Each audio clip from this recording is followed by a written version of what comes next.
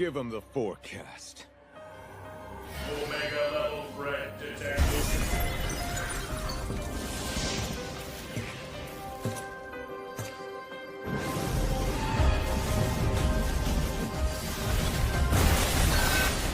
Ancient sands, heed my command and reclaim these relics of hatred. Viewer discretion is advised. If you just know you're that girl, Yeah. you just have no choice but to be that girl. And I feel like I'm that girl. What if you don't wake up feeling like that girl? How do you be that girl? You need to go back to sleep and wake back up again so you can feel like that girl. There you have it, child. That's why I feel like I'm the T. I feel like I'm the T because I work at being the T. Like, no shade. I'm not the T just because a bunch of bitches like me and live for me because we all homegirls. I'm the T because I'm the motherfucking T. And that's just sad. I mean, that's just what it is. People legit in the world love to live for food. Love to live for food. You love to live for your bald head homegirl that just bald head whole shit. It's clear that I'm working at being the C, so girl, let me be the C. Like, give me that, give me my flowers.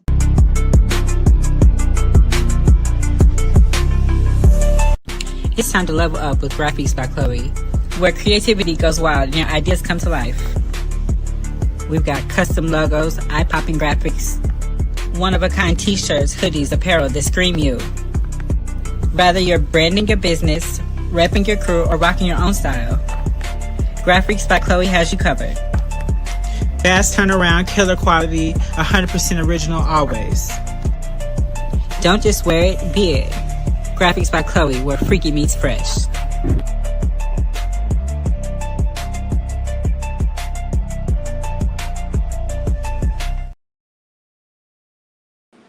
Hello everyone, hello. Welcome back to the channel. If you haven't had a chance to do so by now, please be sure to like, comment, subscribe, and share. And to go a step further, I humbly ask that you tap that notification bell. That way you'll be updated each and every time I'm uploading something new. Also, make sure you're following on Instagram at YBSpeaks, honey, hello, God. And like I talk about with TikTok, girl, we don't do her no more. She be flagging down the PG comments, everything, girl. She don't want no kind of discourse, and life is not like that. Sorry. So I will not be promoting TikTok like that. I'm still gonna be doing my dead scrolling, honey, okay? But as far as doing content over there, hell no. I'm not jumping through all them hoops. It's not happening. I believe in free speech. As long as you ain't bullying and trying to torture folks, hello God, and luring them into the pits of hell, okay? I don't do that. Throw the scales of justice in the chat if you can hear and see me. Hello God, I appreciate it. We are here, okay? And this is the live review of Chasing Dollars, okay, season 6, episode 9. And joining me this evening for this review is Miss Chloe VonDutch, honey, hello God. Welcome to the platform. How are you? Good, how are you doing? I'm good, boo. I'm good. Child, so this episode really was your moment, the story behind Chloe VonDutch, honey, at least a brief moment in time that we got to kind of experience your life, some of the things that you've experienced, and even while being on the show, and even just a little bit of who you are as a human being. So I definitely had to get you on this live review so we can do the things and also tie in a really cute, kind of interview style, but really chill, relaxed. And one of the things that I love about you the most is your transparency. You don't mind revealing the truth unto thee. And I appreciate that. And I appreciate you being here with me tonight and joining me with this live review. No problem. Thank you for having me. I've been waiting. We've been waiting for a minute. We was talking a couple weeks ago. We was like, okay, we're gonna wait. Then it's time. Now it's time.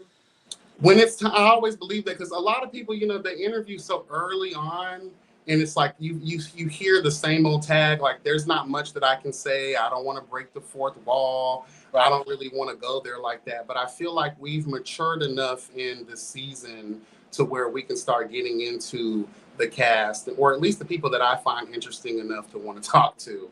And it just so happens this particular episode touched heavily on you and Rachel's experience and being trans women, transitioning, also inviting other trans women to the table to have that discussion, to hear a little bit of their stories.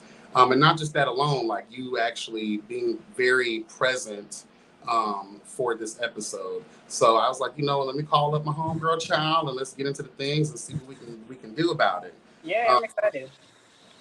I'm excited too. Everyone coming in the building, I appreciate you. Make sure you hit that like button. I'm not ignoring the comments. I just have some things that we got to get to, honey. Hello, God. And we're going for about maybe an hour and a half tops. Okay. We know the Kiki panel is coming on tonight, 9 p.m. I think that's 9 p.m. my time and maybe 8 p.m. my time. Central time, right? Yeah. So make sure you guys stay tuned for the Kiki panel after we're done here, okay? Because they're going to get into the things. Hello, God. Shout out to Harvey and the Kiki panel. So let's just jump right into this episode, honey.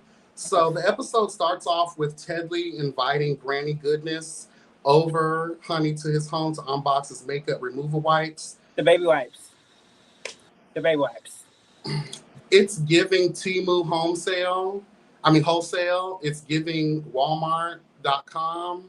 It's giving... Slap my picture on it and make it mine. Where is that? That's part of a sample package. That means you've already designed your logo, your brand, or whatever you're going to have on the packaging. Because he did say in the episode that this is his packaging. Yeah, he did say that. This is him. I didn't see the pictures from his photo shoot. I don't see how he was going to incorporate that with the makeup wipes. It just wasn't making sense. And then I'm like, I don't know. It was confusion. I was confused. It was very sad to see. And just to know that you weren't even there for the development of this product, because if you were, when you get the samples, yeah, you get to pick and choose, but that means you tried a few things along the way that you felt comfortable with purchasing as a sample. Right. So I just felt like, and plus and I'm a big believer in the beginning of things, like what goes into creating a wet wipe? Right. Like what kind of ingredients we saw from the packaging? It's cucumber. I think that's pretty normal. Everybody has a cucumber brand. But what are you actually doing to make it like your original, for it to be yours? Like anybody can slap a label on something and say, "Hey, buy this from me." But girl, okay, why are they gonna buy it from you? For what? What makes it? What separates it? What makes it different from other products? And I don't see nothing different. It looks like the same product, similar. That when I go to Walmart, honey, I get the little Equate wipes because they're $1.98 and they're really, really good. Hello, God. And I just get a couple of them at one time. So I don't know. Tedley was serving fraudulence as he normally has since we've been introduced to him on this platform. It's just very sad and shameful that he would put more effort and energy into trying to scam the girls and be fraudulent. Instead of just telling the girls, "Hey, I'm a check writer, and this is what I do," or whatever it is that you do. I'm just trying to figure it out. But no, what gagged me about that scene also was the chandelier in the house, in the apartment. I was like, "This is what a chandelier in his apartment." Okay. You know what? I'm not gonna lie. I was kind of flipping through my phone for that scene because as soon as I see Tedley, I don't get excited because I know it's gonna be the same old shit with him. He's gonna give us something that was rehearsed, staged, scripted, and he just wants to be very present in this platform. And I just think that it's a crime against humanity when someone time and time again never brings anything of value to the table. Right. Yeah, I don't know. I've only been around him a couple of times. Like I probably filmed him like 3 times, and he was just there in the background, like somebody grandpa. It gave Auntie Goodness or something. I don't know. It just never gave. Not Auntie Goodness. He's a sweet person. He's a sweet person. He's a sweet person, but I mean, he's just like irrelevant, girl. You're not showing nothing from Dallas. It's just we can do without him. No shade. I mean, leave him in this season because Rich, this is last season, hopefully. Even if I like Tedley, and there are people that I like that, but I always got to tell the truth about them. This is called chasing Dallas, chasing reality. You haven't been chasing nothing but fraudulence this whole time you've been introduced to us. And I just think that it's irresponsible and lazy to just let someone like this to continue The to play dog with the stuff. audience's Who face. think they came? The from the dog. For the dog. So Markel, girl, for the next ride, I don't want to see Tedley on my screen anymore, girl. I think it's not safe for Tedley because I think Men in Black are still looking for him to dissect him to make sure that he is of this earth. No which, shade, but what I will say though, he is good clickbait because he's the only one person that has went viral this season. No shade. but viral for the wrong reason. I know they say viral is viral, but we have questions, girl. Like we have to contact NASA, girl. What is that? We have to know. We have to contact NASA and find out. Did he come back with those stranded ass astronauts a couple months ago? Is that what Oprah's cunt eater went up there for with Katy Perry? Did they go to retrieve the doll? We need to know, has he been swapped out with someone else far, far, far away? So that just like the Scrolls bitch from Marvel? Right. I do want to give somebody a shout out though, real quick. So, Nick had from Chasing Atlanta had sent me these the other day, and I want to promote this. It's the Wolfgang stuff. It's for dogs. It's a premium dematic and finishing spray, and then Perfect Love cologne, doggy cologne. So he sent me these from my poodles. So I got 6 standard poodles right now. I got 6 babies and 1 big one. But yeah, Nick from Chasing Atlanta. Shout out to you. Shout out to Nick over there at Chasing Atlanta, honey. I actually like Dominique. He had to grow on me for a while, but yeah, I've lived for his strength and fortitude, seeing him bear all in that one season. I don't remember the number of what it was, but you know, when him and his boyfriend broke up, he kind of hit rock bottom a little bit, and the way he just picked himself up, dusted off, child, and kept pushing. That's the kind of human being I like to know. Yes. But I really didn't get too much into the conversation between Mother and Tedley because it was Mother talking about the Threslos Amigos or whatever she called them. And just being Mother, typical Mother, pulling shit out of her ass. And you know, I think again we walk on dangerous territory where we have the conversation. Everybody wants to know why we have to keep dragging the conversation of race relations. Because people keep saying racial slurs. I said that people don't know how to have regular conversations or how to shade somebody without bringing race into it, which is completely ridiculous. It's really sad, and it's, as a reviewer, it bothers me and my homegirls because we have to keep having those discussions. Because if you're a reviewer, you're reviewing what's in the show, right? And every time I turn around, I feel myself repeating myself over and over again because I'm actually kind of glad there's a repetitive consistency with that conversation, because there's also an awareness of the multitudes of ignorant bitches out there in the world, right, who have comments. Like when I read the comment section underneath, you know, after it's done premiered, and I hear all that, I'm just like, but what would you do if someone told one of our own, take your fried chicken, watermelon eating ass somewhere else and go pick some cotton? They would have a problem. That would be a really, really big issue for all of us. So I just don't like it. And the fact that Mother seems to be the one that's always like bringing that up. And then you want to try to defend yourself on these lives saying that you're not this person. But every time I turn around, you're displaying that person that you claim you're not. Right. Yeah, I just don't get it. I try to stay away from the race shit. Like, I just don't got time for it. I don't.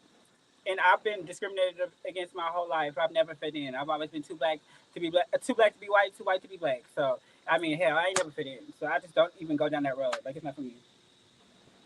Because I think at the end of the day, then the ones that pick the hardest are probably the ones that have faced the most adversity. Like, and a lot of times, because we see in the multitudes, more people would rather perpetuate the shit that was done to them versus break free of that chain of trauma and be good on and be better to people who are also low-key experiencing some of the same things. Right. But it is what it is.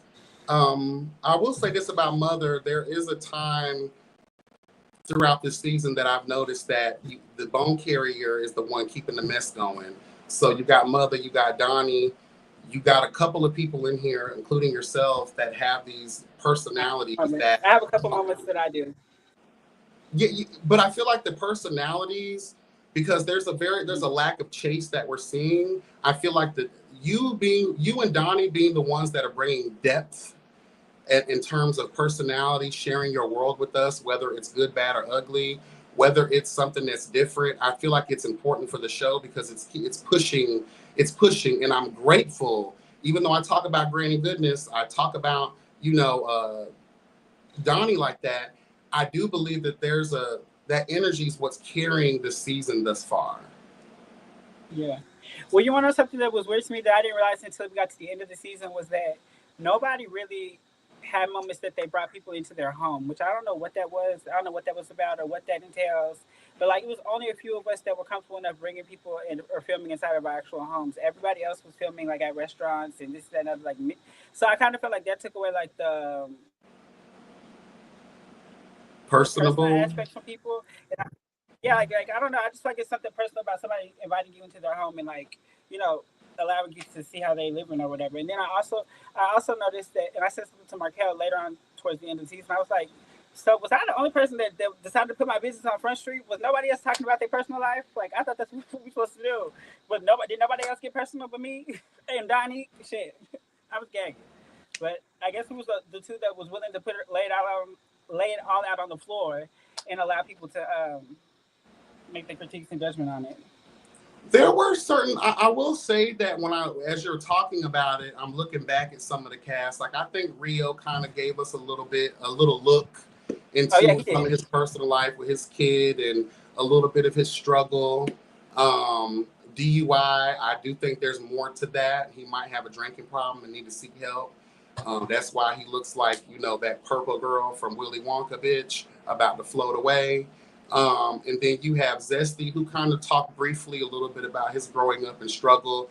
But again, I will say that I would like to visually see some of these things. I'm not too mad if people don't welcome me into their home, because can we just tell a very real truth? Some of these girls probably got to get proud approval from all their roommates. Oh, I'm screaming. The roommates may not want bitches all up in their business. All of y'all sleeping on the same air mattress, girl. Dog hair everywhere, bitch. You got cats everywhere. Whatever, iguanas popping out of the tank, girl. Snakes slithering around. Maybe it's a situation where they just can't do it. I'm not too mad at people that don't really go there their first season, especially if during the production of it all, does what you're trying to bring to the table make sense? I get that. And some of these people, like when we talk about like the mothers and the big personalities that are just using that to carry themselves through the season, I don't really expect to see much of their home on that level. These are the people that's gonna pop out, girl, and meet you down to the dinner, throw some shade to throw a fight, and then leave. Right. But is there? What was the next scene? I'm sorry. What was the next scene? It was the Lamont, because I see people are talking about Lamont and his wife and his girlfriend. Was that the next one? The next scene after that is Donnie meeting up with Rachel. Oh, I don't really have nothing to say about that. I really have nothing to say. I stand on what I said last time. I just didn't need all the cowering. Rachel, I felt like was way out of line with her response. I don't think Donnie was, but I appreciate people willing to come together and squash their beef. I feel like she could have at least, at the very least, she could have said she was sorry too. You did disrespect the man, Daddy. You was crazy out of line and just doing the most. Who was that man with her with the leopard pants that was trying to fight the dad? That was one of her little bitch queens that she brought with her to be her backup or to be her bodyguard. See, you don't stay out of butch queen business, girl. You won't have to worry about nothing. And you, as a production company, got to be careful, because you might know your cast, but your cast bringing other people into situations. Yeah, it could have went really bad. It could have went really left. Because last time I checked, Texas loves their guns. And to be honest, I was there whenever the said spitting happened, and he did not. I'm telling y'all, he did not intentionally spit. he literally had just got his head knocked off his shoulders, and he was spitting blood out of his mouth, and she just so happened to be right there. And what was so crazy to me was that during that time, if y'all remember back at the beginning of that night, when he tried to give her a handshake, she was like, "So why is it that right after that, whenever the fight happens, y'all in his face or whatever, trying to get close to him, girl, you just gave him all that whenever y'all was introducing each other. You know, it just didn't make sense." That's true. Get her back up. Give me 50 feet. I think she'd just be looking for her moment, child, but we'll move past her. Now we get to Lamont. He's at the house, you know, doing... Oh, he was doing his, getting his cologne together, which his cologne smells really, really, really, really good. No shade. And it's very sexy. It's very, it's because of the pheromones. It makes you horny a little bit. Okay. It's cute. But okay, let me say this. So I do see a lot of comments about his girlfriend, and I wish they would really just leave that lady alone because she's really sweet. She don't deserve all that, and no shade, she holds him down. Like, I've been around them, and I get nothing but good vibes from them. The fact that she's so willing to accept the whole community and kind of just welcome us with open arms, I'm okay with it. Like, I'll just be like, okay, you know, and keep it pushing. Can I ask you this question? Do you think that the reason that she's open to the community is because they both, this is from his mouth too, they indulge? Because what if she was just a straight heterosexual woman?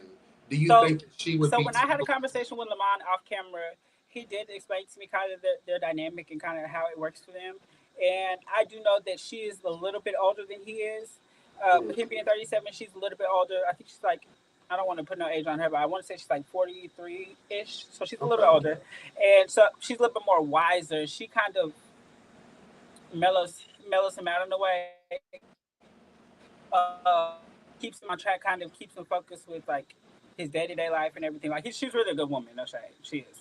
I don't know specifically what it is that they do together entanglement-wise. Like, if it's like, I don't know the dynamics of that. I honestly didn't ask, but do you feel like it was appropriate for him to even bring that up?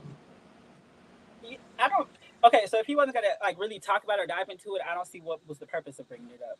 Because if you're just gonna be so surface level with it, I would have just left it alone and kept it pushing.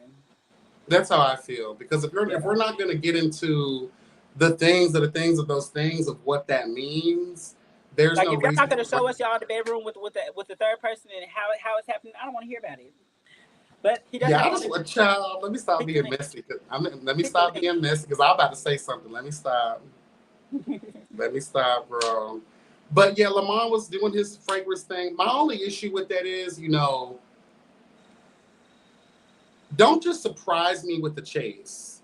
I would like to have heard or seen the process or the conversation behind it as the season was going on. Maybe that would have made him more interesting to a lot of us, because let's just tell the truth, Lamont has faded into the background of this season pretty much. And we're on episode 9 and we're hearing about a new chase. I'm just not really gonna... So I did have a conversation with Lamont because I did ask him. I was asking like, why did it take him so long? And I think he was like me in the sense where he didn't really kick into gear until like halfway through the season. He was like, "Oh, bitch, it's about to be up," and we really didn't realize how quick it was going to be up. And so like we started putting in scenes and stuff like that. And that's why you're seeing it hit it at the very end, and it's starting to be up. It seems like they're rushing it. It's going to seem like they're rushing it, or it's being all rushed or whatever, because we weren't understanding how quickly this thing was going to be done.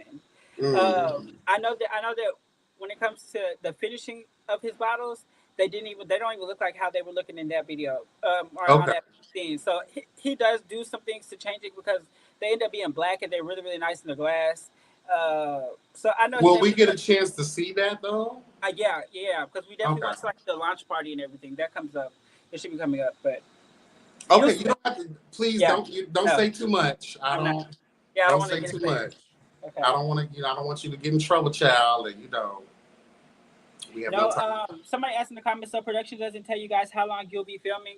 No, they kind of gave us well, at the beginning they gave us a roundabout date, and then towards the middle of us filming, they was like, okay, the last day we're filming is March 23rd. That's the last day, and we was like, damn. So like when we had our half season meeting, I guess we could say, that's when it was like, okay, are y'all gonna put some seeds in? Like, what's going on? And that's when I kicked it into gear. No shade. Okay.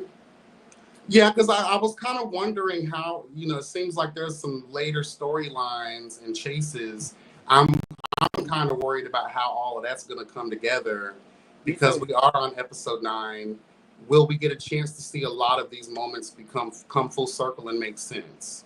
And like I think also what also played into effect was like, I know for Rio, for instance, because he stays 2 hours away, he wasn't able to do a lot of things outside of the group scenes, like, you know, because he stays so far.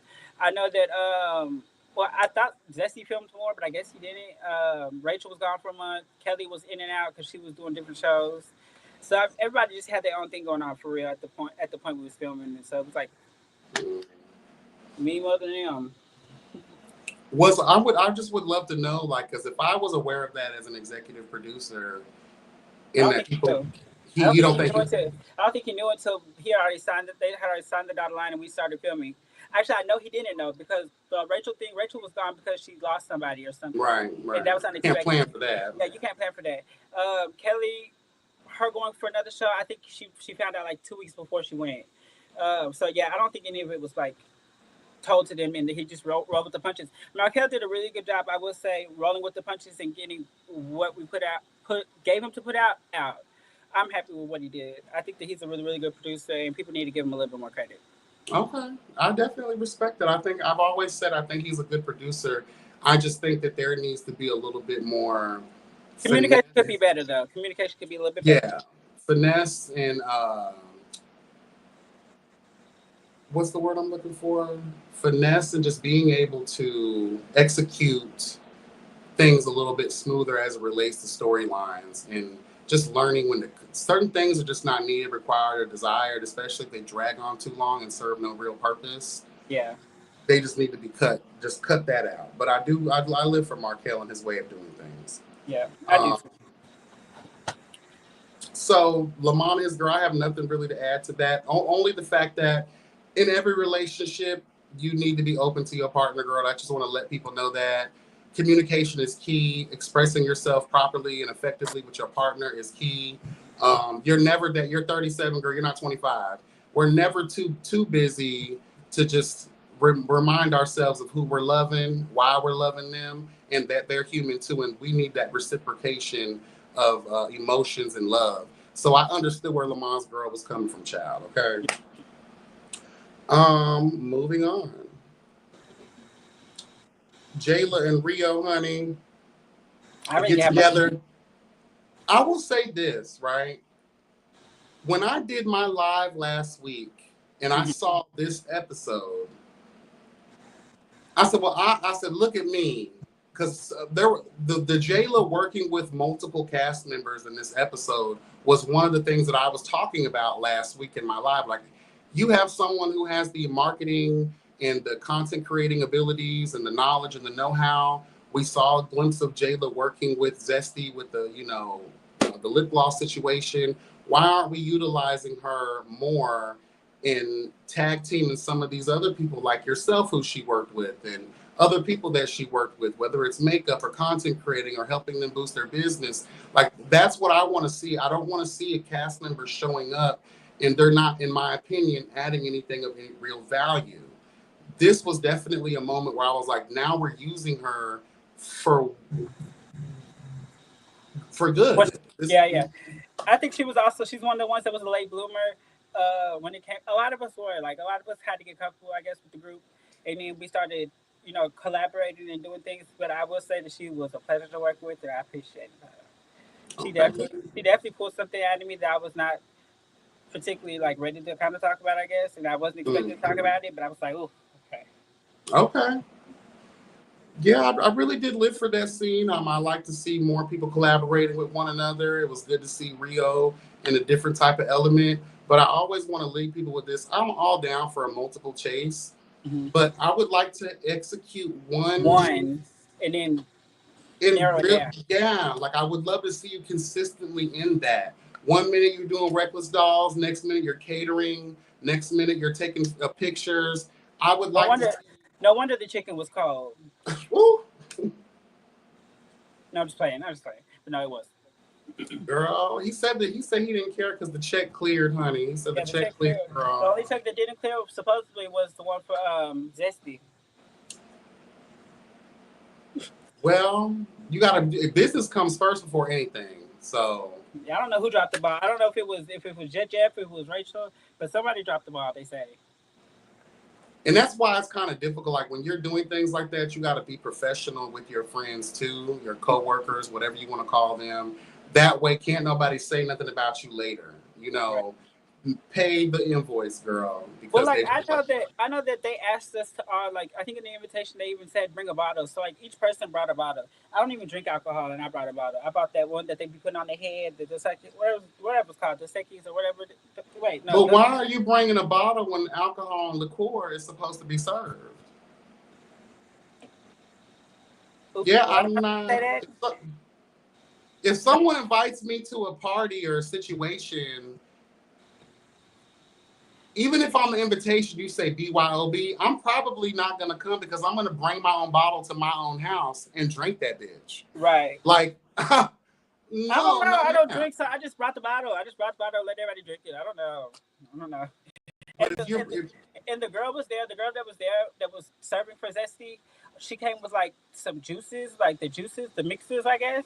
And she had them like laid out on the thing, and then, but I didn't even see her mix nobody's drink. Now that I'm thinking about it, I didn't see her do nothing. I didn't even get it. I don't even remember seeing this. Oh yeah, she was there. It was there.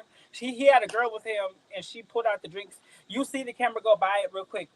Like it's like you see the juices. I think that was all that I seen of it. But yeah, she didn't make no drinks. Child. I don't know, but okay. Girl, so yeah, shout out to Jayla. She's promoting her, she's getting back into makeup content. That was a cute little scene. Finally, we're getting to see the things of those things. But again, as it relates to content creating and all these things, we're seeing this now. So those photos should have been ready now. I say it like I say with everybody else. Why are we not seeing the finished products? Oh, you mean like the pictures of like that he took of her? Yeah. Yeah, I get what you're saying. I would love to see that and like what it was all for. What did Jayla use them for? Those were opportunities I felt like we could have put in the edits because we're done now. That was months ago, probably, right? Yeah. So there was more than enough time for the finished product to fly across our screen real quick and maybe even use it as a promotional opportunity in a commercial. No shade. I agree. Yeah. Next, child. Hold on, question. So have you ever done production or something? Because you are like in your production bag, I feel like. I've been reviewing these shows since the first season of Chasing Atlanta back in 2017, honey. Like I've loved being a commentator, a content creator. This is just something that I really enjoy doing. So just by reviewing the shows for so long, it kind of gives you the mindset to think of like. I'm always one of those people that I put myself. I wear the hat. I try to wear the hat. I try to like walk in a bit shoes real quick. Right. That way I can kind of get an understanding. And just by, like, and associations, longtime friend Reese G, Markel. Like even your first review of me, it had worn me out. And then you came back and I think like 2 episodes later, it was like, hold on, I might have to give her a chance. I actually have to listen to what she was saying and kind of understand and interpret what she was going through. And then, yeah, I could see. So I was like, yeah, you can't judge a book by its cover. No, and this is the message that I have for a lot of people. In the first review, you'll probably bear witness. I give a disclaimer. Like, I know that we're only getting glimpses of you guys. I know that this is 15 minutes of a whole 2 or 3 hour day or whatever, or this is just a small glimpse into your guys' lives. But I like to look at myself in particular as the mirror. Like when Donnie was upset with me, girl, don't be mad because I've put on the screen how you act and how you are. What you're serving is what I'm going to serve you back. It's uncomfortable, isn't it? It doesn't feel uncomfortable. It felt like my wig was falling off the whole time. I was like, God damn it, bitch. But no, not even that though. Like, because from the outside looking in, like I know that I remember my critiques, and they can go a little heavy, but at the same time, you got to kind of walk with people and meet them where they are to understand why they are in the moment of who they are. Mm-hmm. And again, me understanding more and more each day about the trans experience, I get it. I'm coming to terms of getting it now and understanding a little bit more. But we're gonna, child, let's move on to the scene of the scenes, girl, because I was gagged in this scene, girl. So Donnie pulls up, child. She's out here searching far and wide, honey, for lube and papayas, honey. Hello, God. And we see Miss Chloe VonDutch, honey, chilling outside. Hello, God, looking like Madame, honey, coming to serve the children. So, was that an organic scene? Did he pull up and just see you, or was that planned? No, I mean,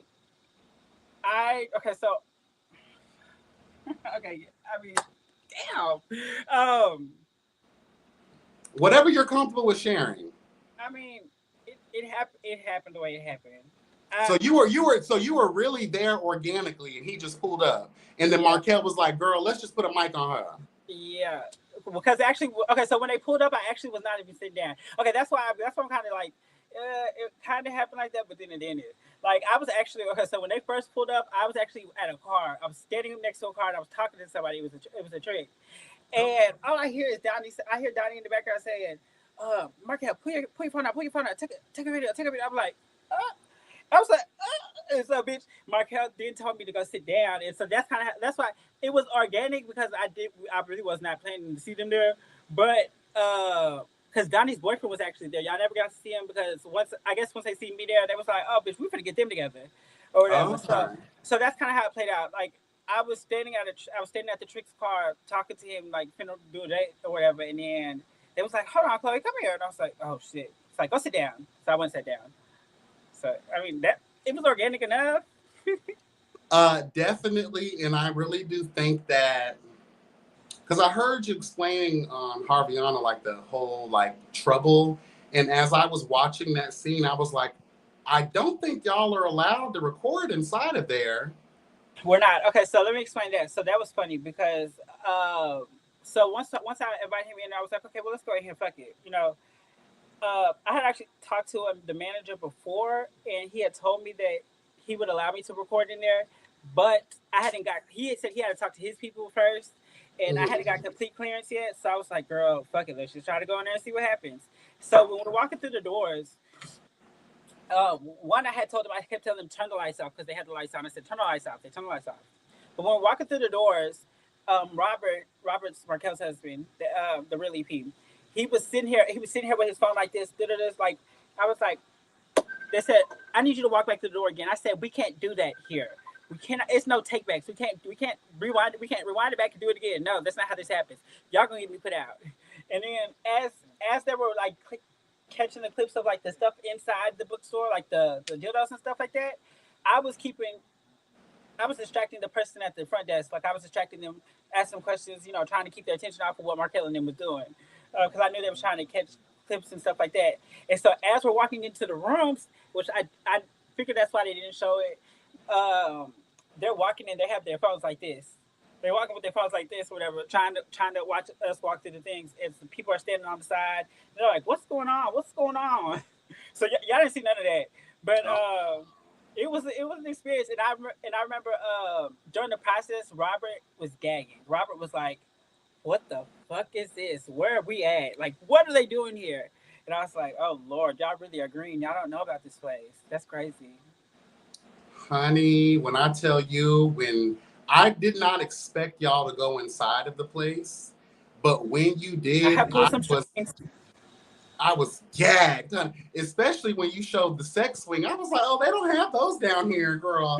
They don't, because there's a little spot, child. You know, I have my hallways too, honey. At least I used to. Girl, I learned my lesson the hard way, but those places aren't made equally. That place looked nicer than the little hole in the wall I went to, child, a long time ago. But when I tell you, I was a little bit worried because I was like, damn, like, just like at strip clubs, you're not allowed to record. So yeah. I was just worried about, like, because sometimes those people get a little rough. No, they do. That's their privacy. They don't want to be. You might have Trey down there cheating on his girl, honey. You might have the boys in the booth, honey, hello gone. Or they could have been on that sex swing just tied up for dear Lord girl like a Miss Piggy bitch. You don't know what you're walking into. And do you feel like, because I know that you're not green to this, right? You're not new to this, you're true to this. You've walked through some very dark alleys, honey, literally and figuratively speaking. And this by far was like one of the nicest places, because which I done been to the slums. That's where I'm from. Do you feel like the way that Donnie was expressing how he felt was appropriate? Like, could you see how he kept saying he felt like he was gonna get our word? Oh yeah, no. Okay, so I did kind of feel like, girl. I was like, girl, who's really looking for you, girl? Like, who's really trying to touch on you, girl? But I mean, I got what he was saying, but I just was like, girl, ain't nobody finna do that to you. You okay? You was not to catch me out. And I was thinking too, like when he brought up, well, you know, I'm kind of surprised because, like, weren't you a stripper? Weren't you? I'm quite sure people have made unwanted advances towards you. So I was like, when he made the comment that he'd never been there before, and I was like, so why are you here? What brought you here? Why are you here? Girl, you got the address. You've been here before to get your lube and papel. So you right about that. I didn't think about that. And remind you, I told you him and his boyfriend was there. His boyfriend was there, but he didn't film. His boyfriend was walking behind us. So I was like, girl, what was y'all really coming up here to do? Girl, Agent 47 was gonna put Donnie Moon in that swing, girl. Shawty swing my way. Mind you, I know Agent 47 from. I knew him before I knew Donnie. Oh. Mm-hmm. He used to come over and kick it with one of my kids. I'll say that. Oh. Yeah, so he's cute. He's a cool little boy. He's cool. Okay. Yeah. All right. It's a small world, child. I've been trying to tell the girls, like, in these towns, you'll be surprised if you can walk around the corner and meet someone you haven't dealt with. Okay. Right. I'm from down there, so everybody. But you know what? Like, speaking of like that, and I think you were hinting towards, you know, you were a working girl, you know, and you was out there doing your thing. Can you speak to a lot of the reasons why a lot of, not just girls, but a lot of people find themselves in that line of work? Huh? I said, you're asking me why do a lot of people find themselves in that field? Well, I can't speak for everybody. I know I can only speak from my own experience or what I've experienced. But I know that a lot of us struggle with being accepted in the work field. I know my biggest thing for me was once I lost my job. I was a quality control manager, and once I lost my job, I did a couple of interviews trying to get back into the field or whatever, and at that time, I think I had just got my TDs done because I got my TDs done when I was 21. And I wish I would have went and got my name changed and things like that prior to me becoming a felon and things like that, because that's what kind of perturbed me or stopped me from being able to do it, since everybody had something to say. So what kind of made me feel off-putted was I did a couple of interviews, and when I would go to the interview, they would say my dead name, and they would look at me and they'd be like, that look, and they'd be like, okay. And I was like, uncomfortable. It was uncomfortable for me. And so I think that's what kind of just veered me off to say completely, okay, you're not going to do this no more. Fuck that. And I think me losing my job due to me being a distraction also rubbed me the wrong way. And I was just like, I'm not going to give these people the time of day to play in my face, because this is who I am. So that's what got me into the field. And then I started off doing porn, and I don't know if I can say that word. But I started off doing that, adult films, and I did like 6 or 7 of those. And then it kind of segued me into doing the escorting thing and things like that. Am I proud of it? No, but I live in my truth, and I am who I am, because a lot of people had stuff to say about that, and they were like, well, why is she so comfortable talking about it? I'm like, well, I'm pretty known, and people would talk about it. People would be in the comments dragging me for what I do. If I was to put on a front and act like Barbie Bankrose, like I just am I don't ever do nothing. No, I I am who I am. I'm not hiding nothing from nobody because y'all just gonna pull it out anyway. So fuck it.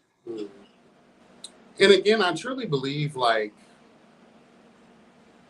everyone walks a different path, and just because it's not familiar or it looks like something that you would approve of or disapprove of or whatever, in the words of Miss Vita Bohem, honey, your approval is not needed, required, nor desired, honey. You have to walk your truth, and who knows who you're helping, who you're assisting by being so transparent and sharing. You're not glorifying the life. You're talking about what you've been through and what you've had to do in order to survive. And I think that survival stories are better than people who sit around here and act like they never had to struggle for anything. And what's so crazy is that out of all my kids, I have a whole bunch of gay kids. And out of all of my kids, I only have one daughter that escorts. She's right here, right here with me right now. But she was escorting before she met me, and so it wasn't something that I coerced her. Like I don't glorify it, try to make nobody do what I do. I actually try to deter them from it and try to push them away or get them to do something better. She's the only one, unfortunately. And I tell people this all the time. Even if you have to walk down some dark roads in order to get what you can get to survive, even if it's not mentoring, but a bitch gonna do what they want to do anyway. So if your daughter's gonna do it anyway, the least you can do is give her some insight, give her some advice, how to protect herself, how to, do what she needs to do in order to be secure in that way. Because there is a dangerous side and a dangerous element to everything we do in life, but more specifically, more at-risk behaviors, like, working the streets, girl, working the stroll, doing the dates, doing the escorting, things of that nature. I done been robbed at gunpoint. I was robbed at gunpoint in South Dallas off Park Road. It gets really real in the fields. I was chased. It gets really real. Yeah. I've been through some things. I've been doing this for 12 years. That's why I'm ready to move on with my life and try to do something different. Like I'm tired. So I do have a question though. Knowing how nasty and evil and demented a lot of people can be, and we never really know who was a silent hater in our life. When I watched the episode and you explained to us that, you're basically on the run and you have warrants for your arrest, and you're diving into that conversation, do you ever fear by sharing too much, a raggedy bitch might try to, come for you in that way? I didn't think, so I wasn't expecting, I didn't think of it that far through, I guess. I didn't think I rubbed anybody the wrong way to make them go that deep, but maybe I have. To be honest, that's one of the things that I really wasn't expecting to share with people. And when I did do it, Marquette was like, "Are you sure?" I was like, "Fuck it, like it's my truth. Like it's how I'm living. And if something happens to me and I get arrested and it happens, it happens. I mean, I'm trying my hardest to get it taken care of. But what I would say is that me talking about it on the show, I've got a lot of outpour, a lot of resources were sent to my inbox. A lot of people telling me it's helping people. So I'm like, okay, well then hell, it's not that bad. And it's actually pushing me to actually do the research and kind of handle it, and not it falling on me. Or I would hate for me to get arrested and not be ready for it. You know what I'm saying? I prefer for me to be able to go into it, have my house taken care of, my dog taken care of, and know that I'm going to be okay, or that all my shit's going to be here when I get out. And that's the route that I'm trying to take. I just need some reassurance. Okay. No, I hear you. And my advice is the same. But I mean, if a hoe do all that, bitch, just know that I'm gonna whoop her ass when I get out. So she better be ready. And I always want to tell people in those situations, mind your business, because you never know when that could be you. Right. And you wouldn't want people to, because I've just seen, being in this world for as long as I've seen a lot of messy, nasty cunts.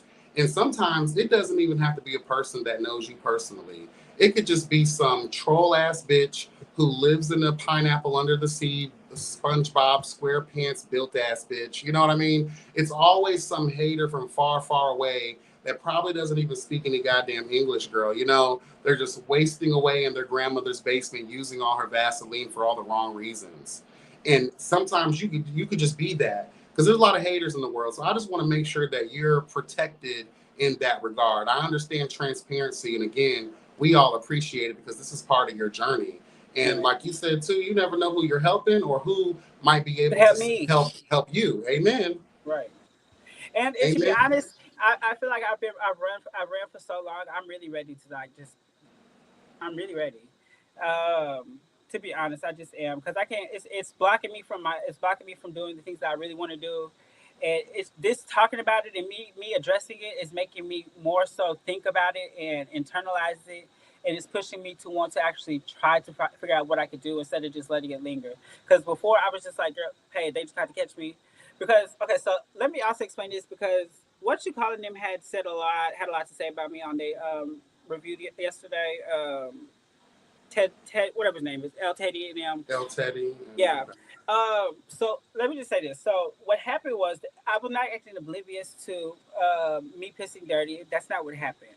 So I have a mother who loves the ground that I walk on. She's like the best mother in the world. She takes care of me. She spoils me rotten. You know, she's my rock. When I got on probation, when I signed for my 3 years, because I had did 7 months in jail, I then got out and signed for 3 years. She paid up front, like as soon as I got out, she paid my whole 3 years of freaking probation fees. She paid it all up front, so I didn't have to worry about my fees.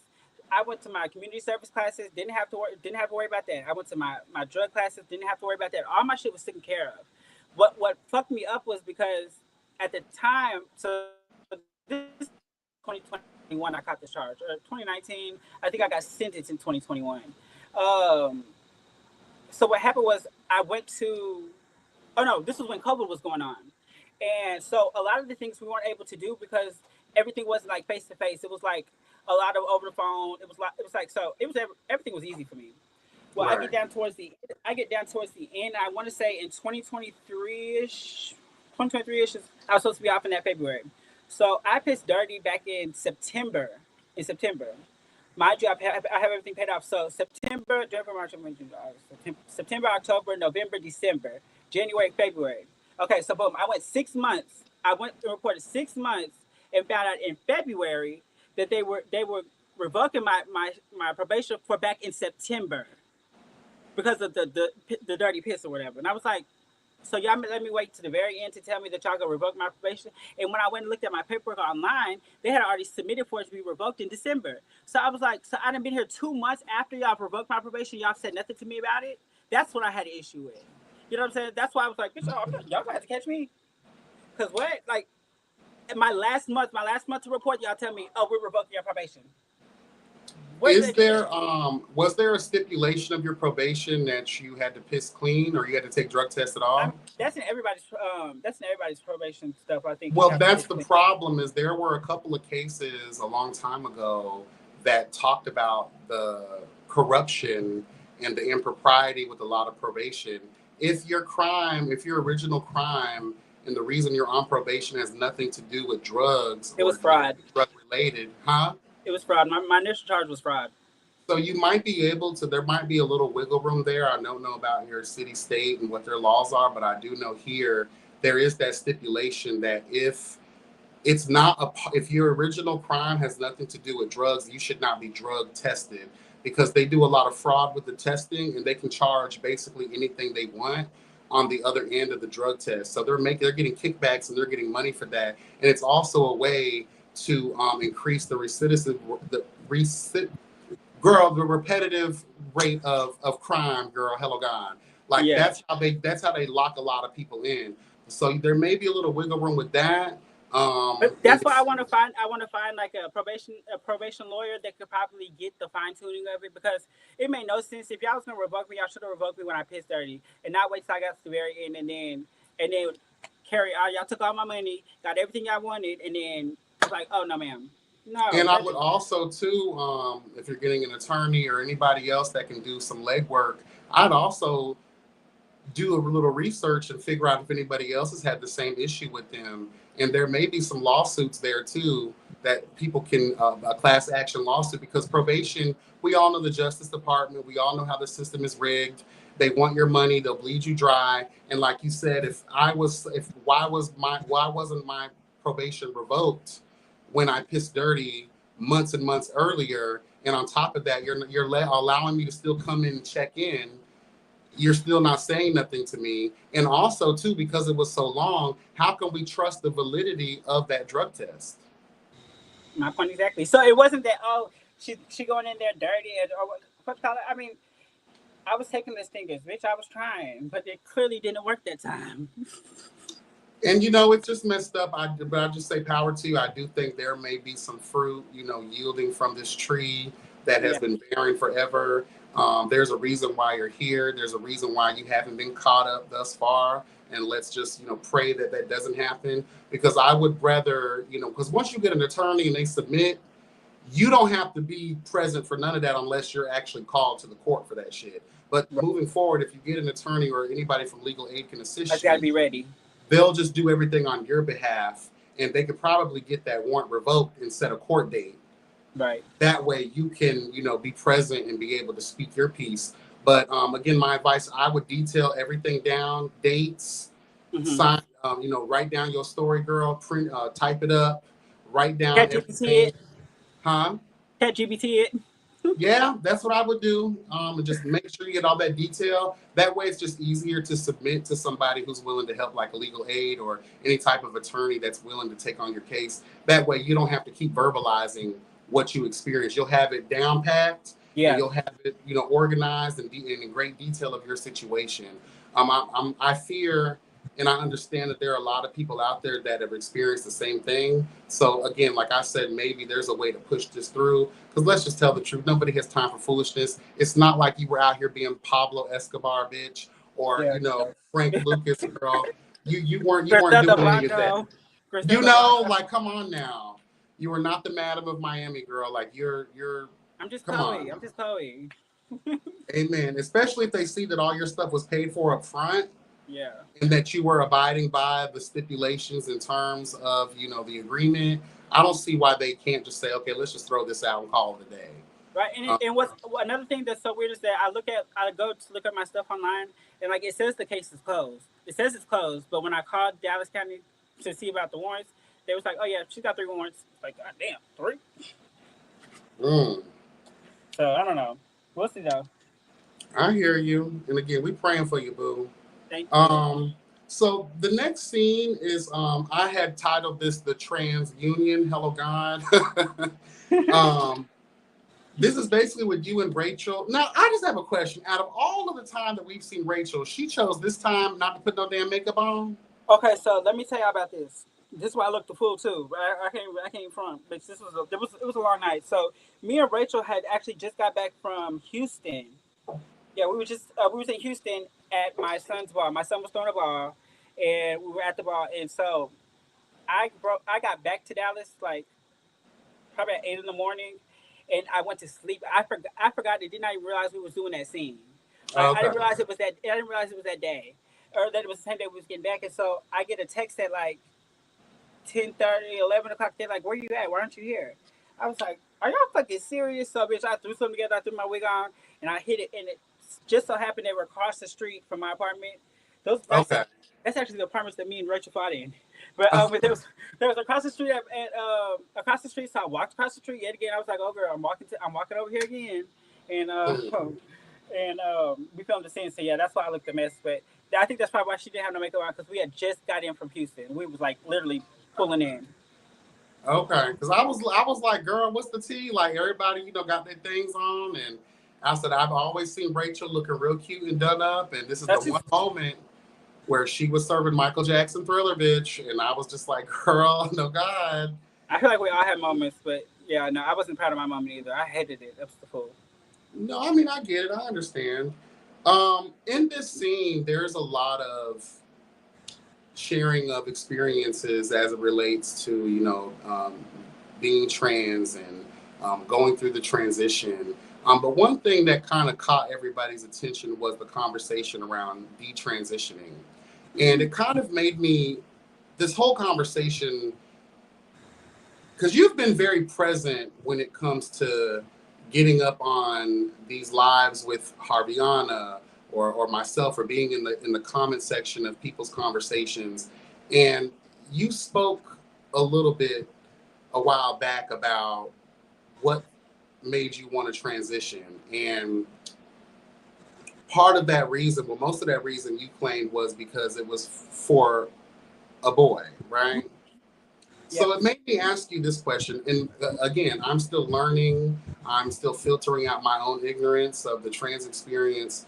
So from what I've been told and talked to, and I know everybody has different experiences and different motivations for why they do what they do, but the bulk of the reasoning that I've heard in the past several years is that people always felt as if they were in the wrong body. So that's why they really pushed for transition. So when I heard that your reasoning was because of a dude, and you know, I've seen a lot of people do weirder and more crazier things and even littler things to please a man. It did make me beg the question to you personally: is this something you wanted to do prior to that? Was that something that was in you before this man, or was he the sole motivation for you wanting to transition? So, I was doing okay. So, when I first started doing drag and started getting up in it, I was like 17, 18 years old, and and my gay family at the time, they had kind of pushed me into it, and I walked my first ball and I won, and they was like, "Oh my God, yeah, you gotta be a girl, you gotta be a girl." So I felt like everybody had kind of put this on me. I feel like my friends and people around me had kind of put this on me at the time. Early on, I was always like, okay, well, I could do it. I could just be natural. Like I could just do it naturally. I don't have to get the body. I don't have to do the titties. I don't have to do all that. Cause I was a heavier set boy, so I had like little bitty titties already. Like I just didn't have to do all that. And so then, like I said, whenever I moved Broderick down from Houston to Dallas or whatever, I didn't know that he was. I didn't know that he wasn't aware that I still was going to work as a boy and this is that. And I was like, I didn't. I mean, I feel like he knew that. I don't know. And so when he came to me, he was like, what did he say? He was like, I didn't move down here to be with no butch queen. And I was like, oh. But I was like really in love with him at the time. Like I loved that man. And I had to do what I felt like I had to do. And at the end of the day, it wasn't something that I wanted, and I probably even still, I don't know if I would still do it again. But once I did do it, once I went through, because I crafted and got my titties done, I got lipo done at 21, and then I got illegal gunshots inside Dallas at like 23 and got my ass done a couple times. But I was always so against it. I was always like, I'd never be that girl. But then once I started, I was like, oh, I can't stop. Gotta go. Gotta push. And like I became comfortable with my new reality. I'll say that. I think that once I had once I went under the knife, I was then like, okay, bitch, ain't no turning back. I actually do have a daughter, and the daughter is who we were referring to when they was talking about detransitioning, because she decided to detransition. That's actually whose apartment we was at across the street. Okay. And she had detransitioned, so now she's back a butch queen. But that's why that conversation came about, and it does happen in our community. Not very frequently, but it does happen. And I can say, like, from her experience, she said she was over the training shit. That's what she said, and she was just like, she didn't want to do it no more. And I can do nothing but respect her and be like, okay, well, I'm here for you, throughout this process, and however it may go or whatever you need from me, I'm here, and that's just how it was. So yeah, sometimes, and I think that sometimes people feel like it's going to be something, and then when they get to it, it's not what they wanted it to be. Maybe people's reactions aren't the same. Maybe how people treat you aren't the same, or it just all in all, it might be too much for you. And I feel like at the end of the day, if that's something that you don't desire anymore, I mean, you have every right to change it. Do I feel like I would detransition? No. Would I do it again? Probably not. Because it's a lot. It's a lot to have to get up every day and having to try to fit society norms to kind of blend in. Because the whole goal is to blend. It's to blend. It's to feel like you're one of them. So do I feel like I would get up every day and do that? No, I probably wouldn't. If I knew I was under this groupie, then I would have stayed a boy. No shit. But I'm here now, and it is what it is. But that's why I'm one of the girls that, like, I'm a top, and I'm not cutting my thing off. Which, like, no, I'm not doing that. But see, some of us have that mentality to where we're like, oh no, we still use our thing. My perception of it is, why would I chop that off and get a pussy when a man cheats on his wife because he wants what we got. So I'm just gonna be another hoe he cheat on. No, ma'am. I'd rather keep what I got.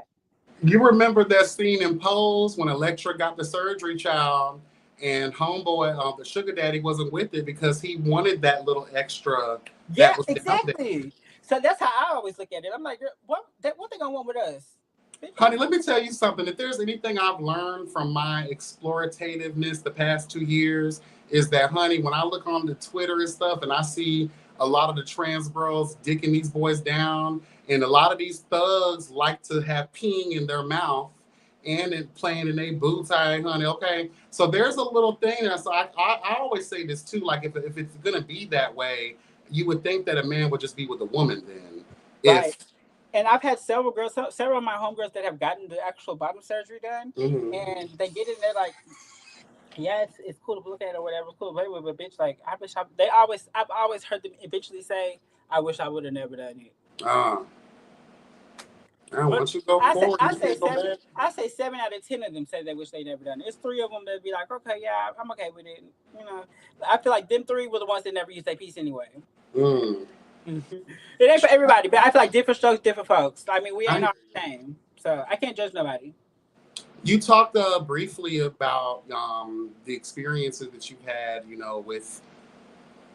So let me ask you this: if you would have just been a gay boy, do you think your black side of the family would have accepted you versus you coming out saying what was that? Was that the conversation of you being part of the spectrum, or you transitioning that made them turn away from you?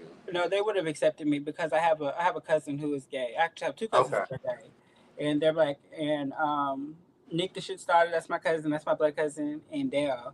And it was so crazy because I was actually scared to come out growing up because I heard how they would talk about them, and that's what kind of like deterred me from even vocalizing how I was feeling because I was the younger one out of my cousins. I think Nick is probably like 37. He was like 7 years older than me, and Dale is a little bit older too. So, yeah, I was probably like in my young teens, and I would hear my grandma and my uncles and my aunties talking about him, oh, look at that faggot over there, dude. Like, wow, this is taking weird shit, and I was just like, oh, bitch, I could never come tell y'all about what I go through, or tell y'all about I just knew I couldn't do it. And they were Bible thumpers. My grandparents, my whole black side of my family, they're Bible thumpers.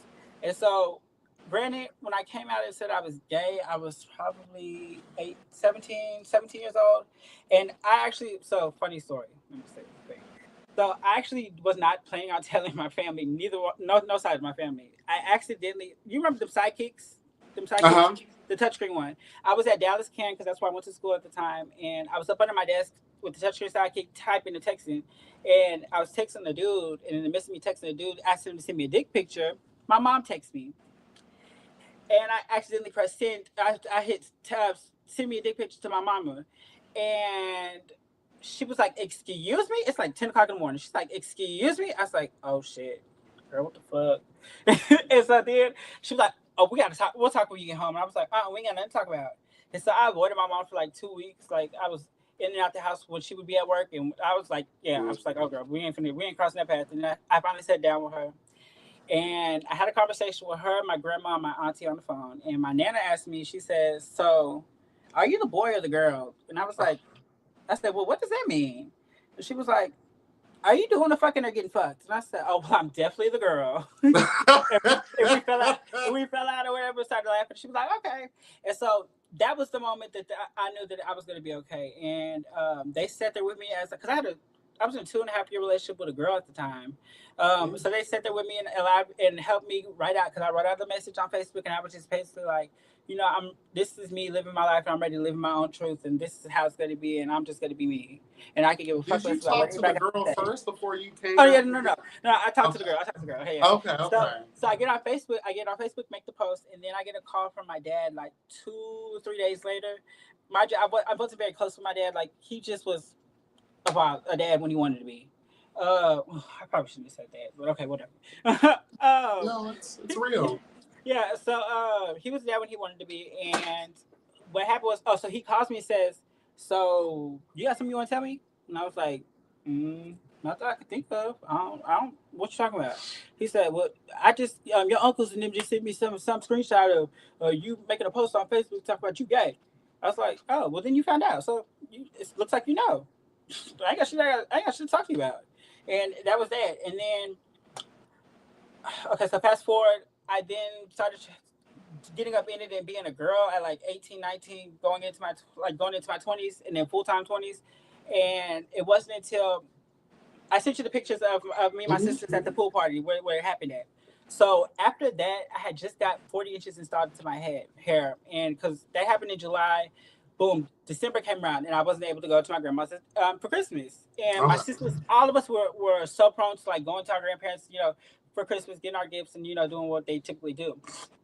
But my sisters were like, "No, we're not going," and I was like, no, go get y'all's gifts out. Y'all don't have to step back because of me. Like, no, it's not okay. Go get y'all stuff and enjoy y'all's Christmas or whatever. They was like, no, we're gonna stay at home with you. And so they stayed at home with me. It made me feel so good, but I felt so bad. And so I'm sitting there doing my sister's hair. And I had just got like some She's Happy hair put in my head. And my daddy walked into the bathroom. He was like, he rubbed his head through my hair and he said, "This is really nice." And I was like, "Thank you." He was like, "You actually look kind of cute." I was like, "Oh." I was like, "Okay." That's what your dad said? That's what my daddy said. So I was like, okay, so I don't have an issue with him. It's his people. So like everybody else, like my grandparents, I don't talk to them. Like I said, the next time I saw my grandmother was like 7 years later, me getting out of jail. And she's actually a probation officer for Denton County. And when I got out of jail, I had to go report to them, and she was at the front desk. And she looked at me, because I had got my titties and my ass done and everything at that time.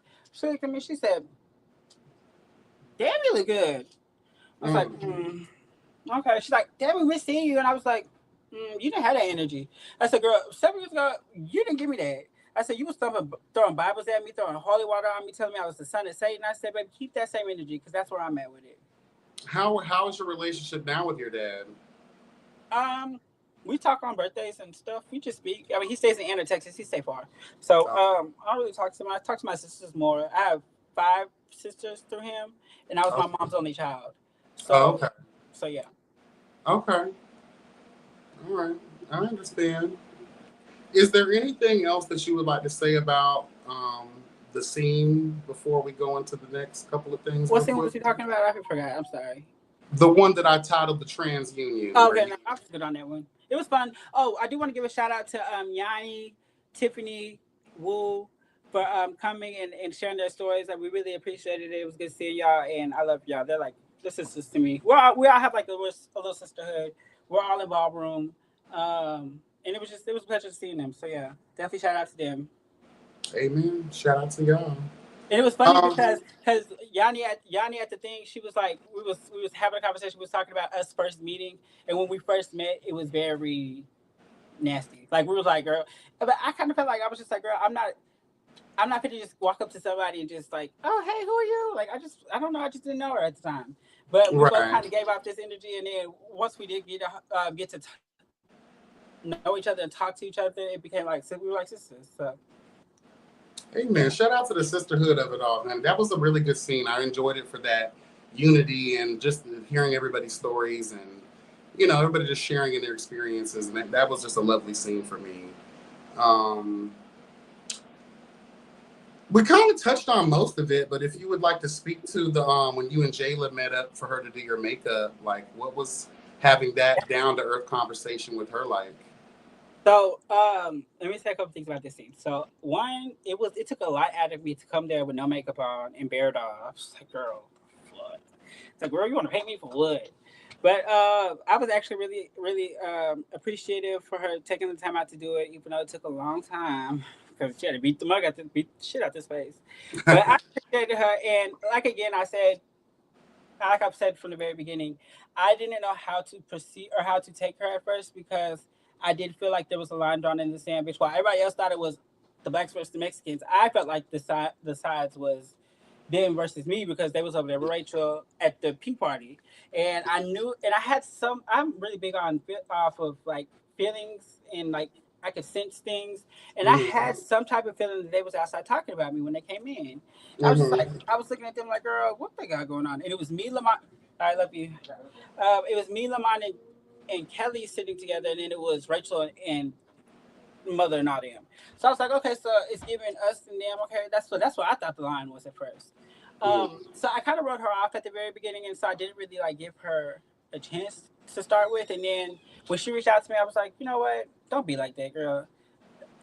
Be nice. So I was like, okay, so let me go see what she's about. And I'm glad I did because I got to see a whole different side of her. She's very nurturing, very wise, very humble, very. She's a lot of things. She's a lot of things in one. No shade. She's just like a time. One of the things that I like too, it's almost like you don't really know a person until they open up. So when she revealed about her stage 4 cancer situation, at that moment, I think you did it, and I know I did it, and I know a lot of other people probably did the same thing. You look at your own life and you appreciate it more. Because in a lot of ways, like, to beat stage 4, like, you have some. Now I can understand why she is the way that she is in these scenes, and she's not here for the foolishness. At the same time, this is a reality show, so you got to do what you got to do to keep it interesting. But when I hear stuff like that, I do become a little bit more appreciative because, like, no one knows the battles anybody else is facing, and I always beg the question too. Like, we go through things all the time. That's very true. But could you actually survive what someone else has gone through as well? You know what I mean? So shout out to Jayla for sharing that. Yeah, she spoke a lot of life into me in that scene. I was just like, yeah. right now, oh my God. Like, no, I really did appreciate it. Like, it was really, really touching. Like, I want to get into this, and this is like the end for me, because I just really wanted your take on this. You seem like a really balanced person. So the next scene,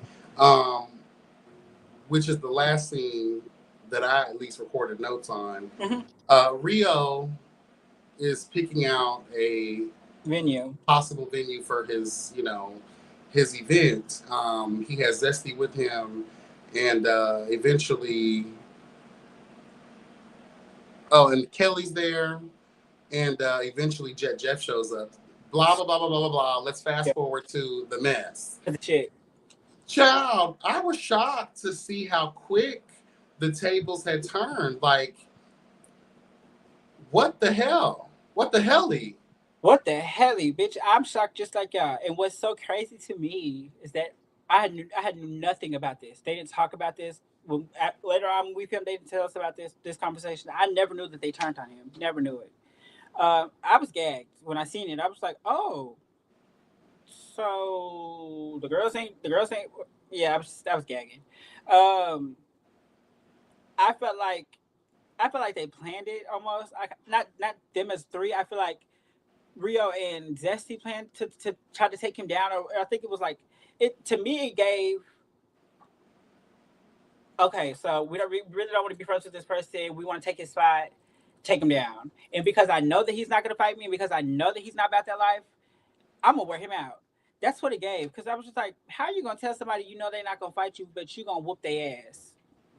Like, what in the punk ass shit is that? Like, why you don't fight somebody your weight class, your size, and somebody that can actually go toe to toe with you? Why you want to fight with little old Jeff? Now, granted, I understand the whole antics of it all, and he does get away with a lot.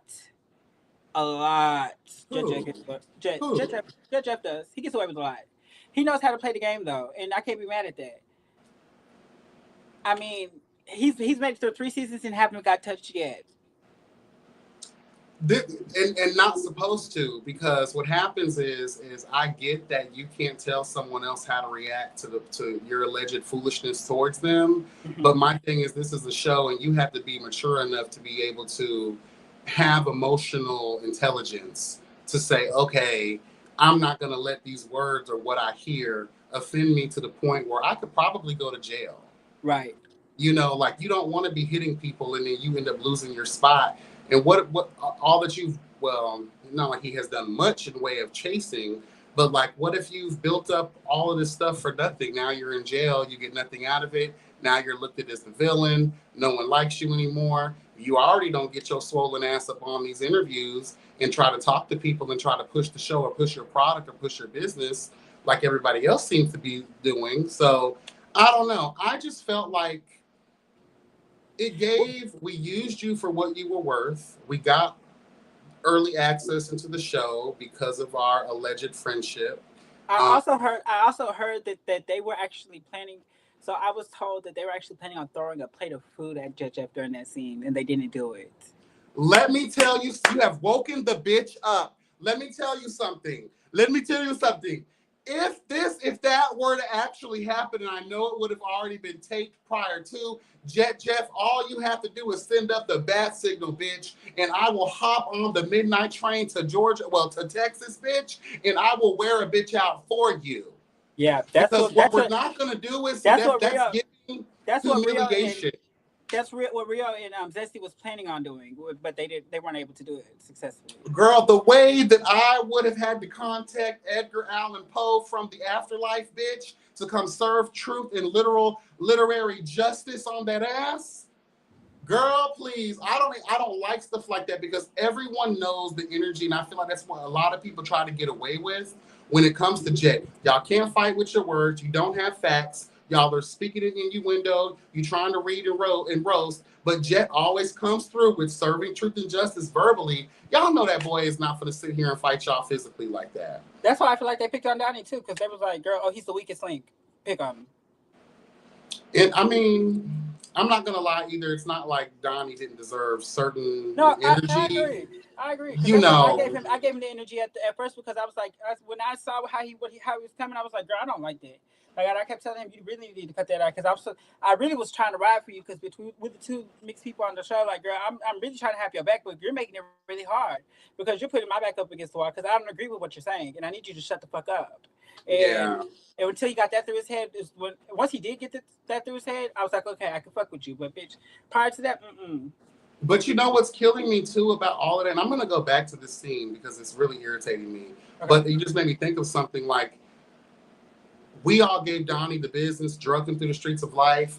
But as we continue to see with people like Mother, who are continuously hitting jabs with those racial microaggressions, I want people to give that same energy to Mother as we were giving to Donnie.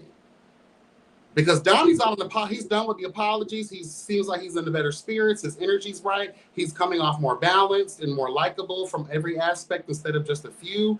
What's killing me is that you got Los Dragos Trios or whatever that fuck that bitch said.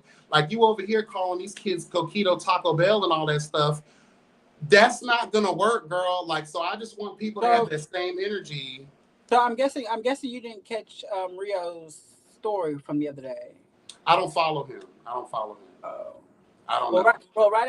I'll say this. Right after that was aired, he went on his story and basically was like, Mother, you fat ass old ass bitch. You think it's cool to have racial slurs? I'm gonna get you. I'm gonna handle you. And then she told Judge Jeff, yeah, you fake ass bitch. I'm gonna whoop your ass at the reunion. I was like, oh, okay, that's what she on. Okay. Well, there doesn't need to be any fighting at the reunion. What was so crazy to me was, why are you so quick to whoop Judge Jeff's ass, but girl, you're not giving that whooping ass to Mother. Bitch, that's what don't make sense to me. It seems like you picking and choosing, bitch. No, pick the girl that's gonna give you a run for your money. Cause no shade, Mother gonna call the police and tell them assault to the elderly, and then you're really gonna be up shit creek. What's gonna do then? Girl, that's the whole charge, bitch. Disrespecting the elderly. Y'all going to jail. I'll be in there with y'all. Y'all can meet me in the back, but y'all ain't bunking with me because I don't get down like that. Girl, that elder abuse. I'm sorry, Mother. I'm sorry. Child, all Mother got to do is take off one of them dry ass skirts and put it in some water, girl, and ring it around and use it as a chain, bitch, and wear these hoes out. Or she can bring her friend with the eye, honey, and she can just poison them to death with her eye. Oh, no. They don't want none of him because that motherfucker will go. I done seen him. I can tell. Oh, no. He goes toe to toe. He from Memphis. He don't play. Oh. My thing is this, though. I just want Rio. I don't know about Mother. I don't know. Because, girl, all that backpedaling she was doing, I don't know if she can go toe to toe. But. Well, she don't have the needs to perform freakum dress. So she ain't going to have the energy to keep up in no fist fight with nobody, girl. She's better off applying for a job to audition at the ARP. I was gonna say audition for Cats at the New York Broadway because that's what that outfit and that the energy was serving down to the drag show. I just wanted to say this real quick. Like Rio, I do my best to be as unbiased as I possibly can. Let the record show that I have gone to bat for these girls. Just because this has nothing to do with racial tensions or racial discussions. So I have no reason to even have your back in this regard. What I don't like is the energy in which you serve Jet Jeff in that moment. And Jet Jeff, you in the gym, girl, you better take you a boxing class. You better take you some kind of karate or some karate, bitch. You better start walking around with the fist of faith, girl, and stop letting these girls try you like that, honey. Because I'm telling you, there's going to come a time in life where you're going to have to put the beaters on a bitch. And the time is coming, bitch. It's coming soon. Because we cannot allow Rio and his drunken, tyrannical behavior to reign supreme over the girls. And what I didn't like either is that you have Zesty. If Zesty has been known, because we're talking about that bitch starts all the shit in the group. She goes back and says, girl, she be putting 10. She's like Mother though, and she's like Mother the other way though, because she puts 10 on 2. She will sit there and make things bigger than what y'all are finna see. It's finna be a shit show. Oh, the shit show has not started. But answer me this though. Am I wrong for interpreting this? So basically, the thing that Jeff said was at the bowling alley scene. Is that correct? The bowling. I don't think Jeff was at the bowling alley. No. What he said. Okay, so what he said. Zesty is claiming that he said this at the mall when they went skating, ice skating. I talked to him. So that was a long time. That was in the. So as we're looking at the events take place episode per episode, that was a long time ago. At least a month ago. So my thing is this though. I'm wondering the timeline of them hanging out. So how long were you holding on to this Zesty while you were still acting like you were Jet's friend? Right. That's a lot of things that I was saying, because I was like, girl, where's this coming from? That's why I was thrown off. And what's so crazy to me is that Zesty does this thing where she will go, she calls it being real, but she will go and repeat something, but then like not say how it was said, or just put a bug in his ear and be like, just hype him up. Oh, but y'all are gonna see some shit because it's fixed to go down. Well, my thing is this: if we want to be honest here, you guys are chasing the drama and the mess of it all, but meanwhile, you're losing potential customers because you could have been promoting your lip gloss. You could have been promoting. And the lip gloss is good. I don't even like the boy, but the lip gloss is good. No shame. But I'm saying you're wasting your time trying to pick sides in frivolous, stupid ass relationships when you could be pushing your business. Like the season's about to come to an end, and we all know every girl on our spectrum loves a cute lip gloss, girl. You know, we be out here sucking all these dicks. We don't want no dry mouth. Hello, God. We don't want no dry lips. We need moisture. Girl, and his lip gloss is popping, bitch. I hate him, and I like the lip gloss. No shade. You know I gotta like it if I'm telling you. Hello. So, you know, I just, that's what kills me with a lot of the girls this season so far is like there's missed opportunities to get the bag. We always complain about not having the money, not getting the money, not getting the recognition. I think you was the only one complaining. I think you was the only one. I don't think nobody else was complaining. It was just you, YB. Let me tell you why. Because unfortunately, and I don't want to speak about other people in that way, but I will speak about other people in that way because I can do what I do because I do what I do because I am who I am. I just feel like a lot of people, they're trained in that aspect. But it may be good for us, the gander, but the goose is y'all. See, you're going to be played at, not you, but they're going to be played out of their position because you decided to come on here and chase mess. Like, let's say, for instance, right, when you had that scene at your house in that one episode, they rather had video recorded you having a FaceTime conversation with Kelly, and you were in the process of doing something chasing. I did understand. We got you said that. I got what you were saying. You know, like walk us through your plot. Like we're having all of this time for everything else other than let's get this money, let's pay this rent, girl. We keep talking about how we're hungry. We're showing up to these scenes at these dinner parties with no food on the plate. The girls can't afford a drink. The girls are having issues doing this and doing that. They don't want to show their 4 roommates, girl, hello God. Well, maybe if you push the product and really push the chase, you might, in a couple of months down the road after the episodes are done and uploaded and we've got familiar, you have an established business, you may not be able to, because I've seen a lot of the girls in the past, not a lot, a few, but the ones that were serious. Look at Neek. about to be homeless. The nigga left him. Had all about to be like, come on now, bro. Hold on, and he sent me this for free. I didn't pay for it. He just sent it to me just because.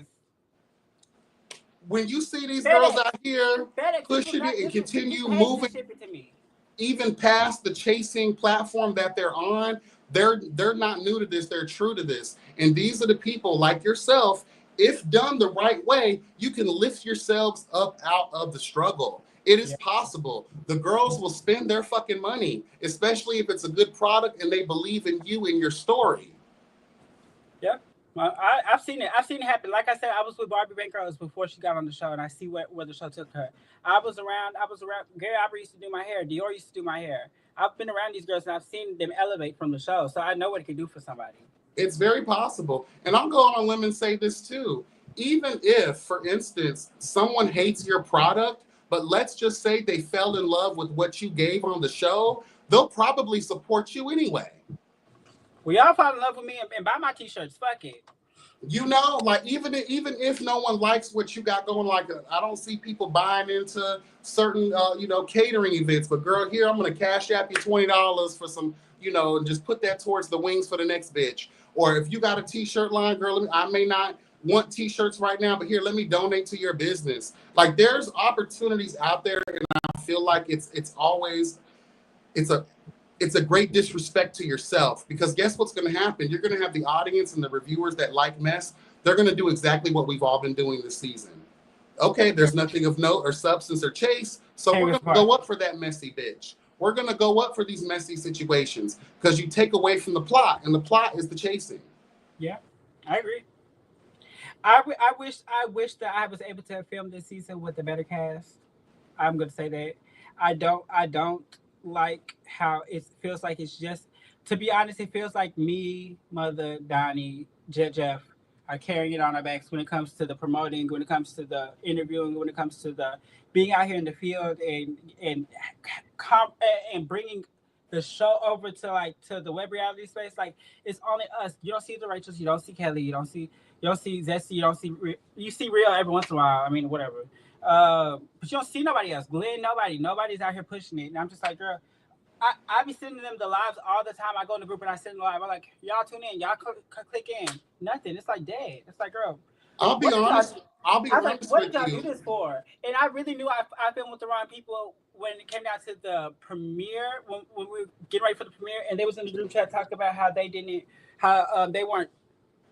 What they said? They said they weren't promoting the premiere and stuff like that because they weren't getting paid for it.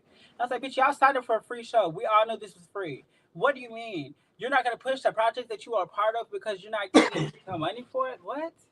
So you're not really trying to elevate. You want to use chasing reality to try to boost you, but you're not willing to push it any further. Then what are y'all here for? And I think that obviously they have to take responsibility as cast members and obvious shitty business people, because a good business person knows a good marketing opportunity when they see one. Sometimes you may have to front the bill on your own, but it takes money to make money, baby. And this is a good opportunity, especially for those that have good, legitimate businesses that is popular, that people might want to get into. Hello, God. Everyone has a pet. Everyone needs a shirt. Hello, God. Especially nowadays, everybody loves customization. Everyone loves a brand. So you have to get into the thing. The lip gloss. That's why I was upset with Rachel. Girl, you doing all of this mainland when you should have already been in your bag with your products. And I did help her with like the logo and stuff like that. And no shade, her stuff is coming out. She drops it this month. We have a Beats on the Bridge thing with Ballroom, and she's got a booth there. I believe Sean said he's getting a booth right next to her. We'll see how that goes. And but the thing about that is though, I appreciate that. But again, are we going to be seeing this development of this product, this brand on the show? You picking out the shades of what you're looking for, the bottling, the packaging, the art. That's what chasing to me represents. The process of you, like when you're doing your shirts, my brother does what you do. He has his own t-shirt company. He does the same thing you do. Mm-hmm. I know his process. I have yet to be able to see you be able to display that on our screen. You will. I filmed a couple more scenes doing the actual process, like going through it. Okay. Markel was very adamant about they gotta see it. They gotta see it. I just think that earlier on, it wasn't like such a big deal. But no, he definitely made me press it, show you how to do it. Just, like I did the whole thing. Yeah, you'll see it. Because at the same time, you're also inspiring others who might want to also do that too. So you could be gaining followers and people that have interest in not just customers that want to purchase, but people that are invested in how you're doing what you're doing. If anybody wants to learn, I'm definitely down to teach y'all or show y'all how to do it because it's not hard. This is my advice to you. I think you definitely need to do a YouTube channel. I know you already have one. Yeah. And I would just really start getting into it yourself. Like recording your process, recording how you do things and make content out of it. I honestly be feeling like my life is not that interesting and people don't really be wanting to know what I be doing. Like, I don't know. I gotta get out of my own head and just do it because I made the channel and it's just like, I don't know. I heard you said you were writing a book. I would get into all of the things. Like there's a way to flip things and to make them your own. Like for me, I'm in the process of writing a book titled Late in the Midnight Hour, highlighting all of my sexual exploits throughout my journey of life and giving it a little bit of a hint of entertainment and laughter, but also knowledge and wisdom and sharing my experience on men and sexual pleasure and things of that nature. There's a way to spin some things around, and people love DIY stuff. Not only could you make a coin on YouTube by recording your t-shirt process, but you could also be, making people that see that content, they say, you know what, I'm not a shirt maker, but I want to buy from her. Right. You know what I mean? So there's other ways to make it happen. It just has to be tapped into. And that's another reason why I do kind of like reviews, because you got certain people like myself that will not only read you for filth a little bit, but also on the back end of that, try to give a little bit of education and wisdom and knowledge on how to maneuver certain spaces. Because for the next time around, if anybody's given a next time, I really want to see people pushing that business, getting that money, and elevating their situation because it's out there to be made. Well, I will say this though. So prior to being on the show, I was not familiar with this space. I was not familiar with the whole StreamYard stuff. I'd never done all this. I've never even watched this stuff. But being a part of it now, or like trying to get into the culture of it and everything, it has pushed me to want to do it. But I didn't feel like it was ethical for me to do it on my season of us. Like I was just like, I felt like my first go around, I needed to do it like of another show, different city. So I plan on doing, because I enjoy it and I feel like I could give some good commentary when it comes to things. So I plan on doing like Atlanta and Orlando or whatever, and trying to like kind of get my feet wet with it and see what happens. And also too, because you have so much traction in the web reality world right now, take advantage of it. Yeah. Take full advantage of it. Create content, push out your shirts, push out your other business situations that you got going on. While Chloe VonDutch is a hot name right now, this is that time. And then if you move into another season or your own spinoff, just make sure you do that prep work ahead of time. That way, when it's time for filming and editing, you already have your reels made. You already have your commercials made. That way, all you got to do is throw it up to promote, and you're good. All the heavy lifting's already been done. Because that's why I wasn't ready. I wasn't prepared for the season. I wasn't. And I feel like, and I told you that last night when we was talking. I was like, bitch, like, if I showed you what I give, you can see right here what I give. You give, honey. You give. It's just, I was in the time that it was filming. It's just, I was not ready for it. I wasn't ready. I wasn't. And I had you know what? Who knows? Maybe sometimes a lot of people feel like they need to be 100% ready for a situation, but maybe this was all supposed to happen.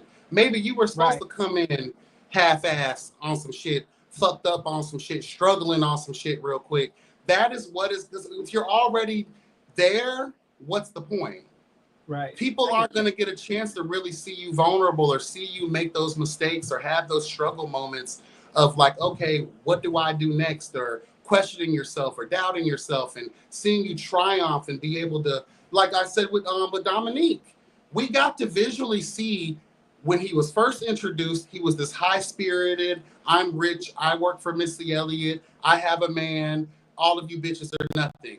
Then we see in that next season, everything that he had coveted had came falling crashing down. and you know, it may be fucked up for him, but for a viewer like myself, and I know there's probably more out there, we value that moment of humanity that humanizes people, and to the point where it's like, I get that now. You're not always going to be able to start where you want to start, so maybe you got to start halfway so people can be really rooted. I don't want to root for someone who's already arrived.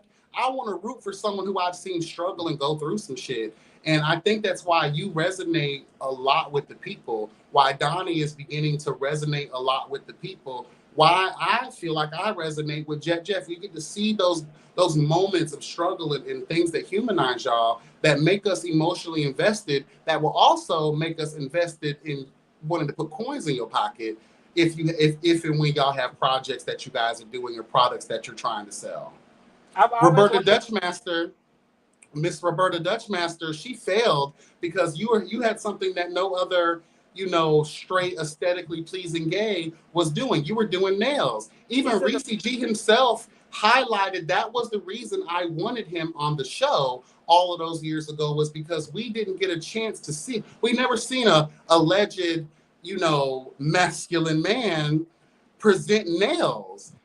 And with all these Chipotle bag tattoos, girl, now that's something that will intrigue the girls. But the fact that he never followed through. He did my nails for the reunion. Shout out to him.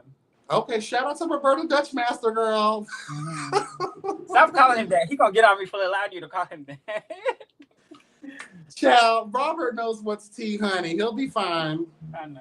Let me leave him alone because I do be dragging her for no reason. You do. What is the tea? But no, I also wanted to say that I really appreciate you asking me to do this or whatever. It's been a pleasure. Like, I really have had a really good time.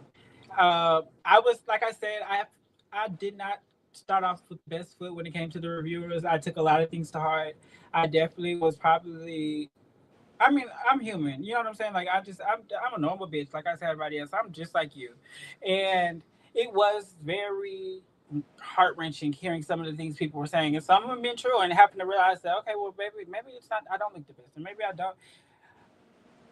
I think that I've always, for a long time, I've been put on a pedestal, and to actually kind of get knocked off that pedestal, it was very humbling. Very humbling. To feel like I've always had it together, and to realize that I don't have it together the way I thought I did, it was humbling. Will I allow it to happen again? Hell, fuck no. Bitch, if I come back next season, I'm on host next all season, and y'all gonna have to. I really do feel like you were explaining to Donnie on Harviana's Kiki panel a while ago. And I appreciate that. And you had a friend, someone in the background was also. Oh, Sassy. It was Sassy. Okay. Shout out. I really do feel like. Oh, because he was going in because he was talking about how he didn't like your reviews because I think you were talking about him or something, right? Is that what it was? Yeah, right. Yeah. So, yeah, and I was like, no, she's not that bad. It's like reading a book. There's a buildup. And with certain cast members, there's always going to be those people that I'm going to stay on your neck a little bit longer if you're showing the things that deserve that. And as we saw, give it some time. Now I'm starting to understand Donnie. Now I'm starting to appreciate. And that happens with everyone. There are some people that stay the same throughout their season and my mind won't change because you've decided not to change. But once I got to really see you and how you interact with the people and you telling your story. And when someone tells me that someone has a story, I don't know if you know this about me, but I am the Barbara Walters of the web reality world, girl. I go for the emotions. I go for the feelings. I go for the things that people can connect to on an inner level. And I really go deep. I go, yes, girl. I go deep. Yes, I do. I go deep. Hello, God. I go deep, girl. And some people can't appreciate that, but some people can't, like yourself. And I think you understood that when it came down to me and the way that I review things. And I'm not perfect either. I admitted in my second review that I admitted that I felt like I was fucked up for just sitting here solely trying to crack on how people look and what they serve. But what are they serving of value? And you're definitely serving value. You're serving truth and justice and transparency. And we really do appreciate that over here in this world that we're from and the reality that we're chasing. We appreciate that level of transparency. And thank you for that. I really do appreciate it. No problem. But it's humbling. It was humbling, and I needed it. So I'm okay. Now some things it'd be like, girl, for real. Be like, bitch. I do agree. The girls be dragging, and I think a lot of people only do that because it seems like we're easy targets. Is that what it is? Not just that. I think there's something in them that won't allow them to see past that. Because I'll be real with you, I'm not going to praise myself too much in this regard, but I'm also going to praise myself in this regard. I have the ability that a lot of other people don't, to where I can actually exist on both sides of a coin. Okay. My mind is never not just purely left or purely right. I think in neutral.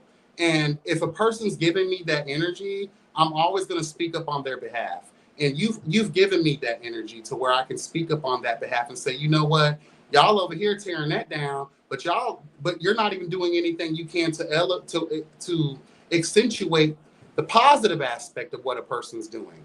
So if you're giving grace and you're also giving shade and mess or whatever, I'm going to give that balance. And you've never been a nasty person on the show. You've never exhibited I'm better than this person type of behavior, energy.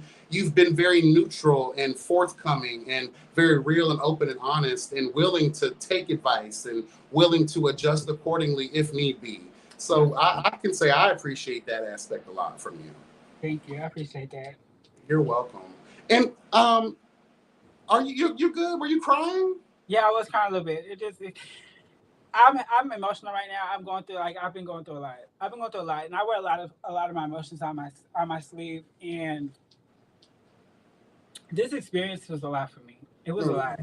I think like the constant tearing down, the constant like belittling, the constant just like ripping me apart. It was a lot. I've dealt with a lot. I'm still dealing with it. But I mean, I've been beat up on like verbally for a large part of my life, and I feel like I told Markel, like after Abby did her review on me and they ripped me to pieces, I thought of suicide. I was feeling suicidal that night. Oh, wow. And I called Markel in tears, and I was like, I thought I was strong enough for this, and I'm not. I said, I can't do it.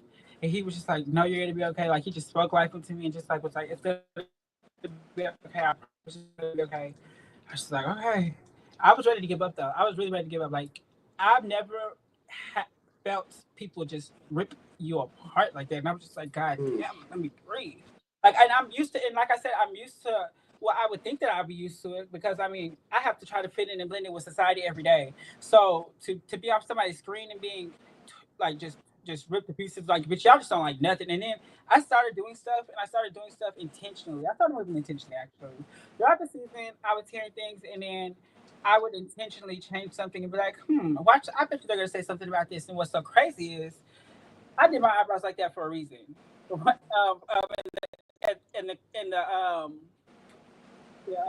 What's called confessionals. And I told Markel, I said, watch. I said, I'm gonna do my eyebrows black and people are not gonna understand or know what it is that I did differently, but they're going to pick it apart. I said, watch. And what they do, they have tore me apart for 3 episodes, bitch, because it's been the same. Black eyebrows. And I knew it was gonna piss people off. And I did it just because I wanted to see y'all bitches really want to pick me apart for any little thing. It was on purpose. Y'all bitches are idiots. And on top of that too, again, if we're gonna try to, there have been many people on this cast thus far that have probably deserved way more harsher reads. If we're gonna go to the way that people look and dress and all that stuff, like the fact that people really gave Mother a pass when she did her Freakum dress performance. Girl, please. I had no choice but to eat that ass up. I'm glad you did. Love her down, but girl, glad you did. I had no choice. Like, what the fuck? It was giving Courage the Cowardly Dog. It was giving the Cowardly Lion from Wizard of Oz. It was not serving what I'm used to in my drag shows. Can I be honest? Can I say something? So when it comes to that whole Mother situation, I hate to bring it up, but I'm going to bring it up. I honestly was so disgusted by the whole situation, even the fact that it was talked about or whatever the case may be, because my balls were never out. On the record, I was wearing this is how I know the bitch is full of shit, because I was so tight in my dress, bitch. I was wearing one of them kimonos, them damn you know, the ones you pull up. It's like a boy short, like boy shorts. That shit was so tight You could not see, but like it was nothing there. Like so, and so I was like, bitch, if my boss would have been out, I would have felt it. Like, bitch, like girl, stop playing with me. And I was like, girl, Right. you use that to make a moment, to try to make a moment, and instead of being a real ass bitch and saying, you know what, I didn't see it. I was just being a bitch. You decided to carry it on to try to embarrass me, and that really was fucked up. But you know, it is what it is. I wish that I would have pulled the plug and been like, nope, I don't want that show. Just like she did, but she didn't want Roberta. I was about to call him Roberta Dust Special. Oh my god. Oh, when she didn't want to see what Robert was chewing into her ass. Girl, I should have pulled the plug and said, I don't want y'all talking about my boss because they were never seen. But no, I fell on the sword and I was just like, whatever, it is what it is. But girl, Well, it was no way. It was no way. Now that we see exactly the very real fact that she has nothing of value to bring to the show, that person needs, requires, and desires to stir up mess, even if it's pulling it out of her ass or the hairs on her chinny chin chin, just to create a moment real quick. So I'm sorry you had to experience that. And I also want to say that I'm sorry that you also experienced a lot of what you talked about, having your feelings hurt and the things that have been said about you in the reviewer space. I can't speak for other people, but I can speak for myself. You know, I do apologize. But it comes with the territory. It comes with the territory, and you said it too. You said, I think you were the one that said it. You was like, oh no, maybe it was somebody else that said it. No, it wasn't you. It was somebody else. They said, don't put nothing out on the screen that you not want somebody's opinion on. It was that lady. The lady. Oh, she made a live. It wasn't about us though. It was about something else. The Pixie lady, whatever her name is. She's a reviewer though. She reviews some else. Oh, she's really cool.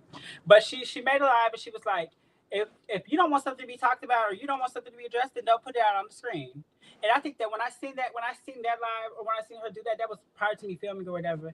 That's honey, as long as when you step through, and I know that a lot of y'all are new and this is new territory, but just advice for moving forward. Everyone, you can be looking the best. You could be that girl. A bitch is gonna find something to say. But as long as you walk with your head held high, hello God, and you know that you're serving what you meant to serve, and even if it isn't, people cannot break down a confident bitch, even if it's fake confidence. Because sometimes you have to be a little fake in your confidence sometimes just to keep from crying, just to keep from having to smush a bitch's face into the wall of life. Sometimes you have no choice. What if this was the best that I had to offer? Y'all really don't like how I look that bad? Y'all think my makeup is that horrible that it well then don't watch it. Please don't watch. I hear you. Well, is there anything? But I mean, I used to tell them, bitch, well, if y'all got so much to say, why don't y'all come do my makeup for me? Or send me a cash app so I can go get my makeup done. Period. If you're not gonna do that, then shut the fuck up. Period. I went a little over. I do have to go because I have my submissive cunt coming through tonight, honey. Hello, God. Okay. I got to clean off the chains and the handcuffs and all that. Oh shit. Oh, you're one of those. Okay, you go real deep. Honey, well, that's what they like. You know, that's because you know I'm a freak child. Sometimes I'm topping, bottoming, versing, whatever, honey. But lately, Me too. I prefer the top though. I prefer the top. Unless it's my man, I might be a little bottom sometimes. But girl, other than that, I'm on the side. I do prefer the top, but I ain't gonna lie, girl. I love to suck a dick. I live for an old piece of gristle, girl. Hello, God. I appreciate it. Thanks, everybody. Thank you. Is there anything that you'd like to say before you get out of here? No, I would like to say that make sure y'all tune in for the rest of the season because the shit show is not over. The Chitlin Circus has just arrived. And when I tell you, it's still some shit that y'all gonna see. So stay tuned. All right, y'all. Thank you so much for joining us. Normally, I would be able to end it with y'all, but I have to go, girl. I have 30 minutes. Hello, God. 30 minutes. Hello, God. But thank you, Chloe. I love you, boo. You have a great night. You too. Thank you, boo. Thank you. All right, y'all. You heard it here, honey. That was Miss Chloe VonDutch, honey.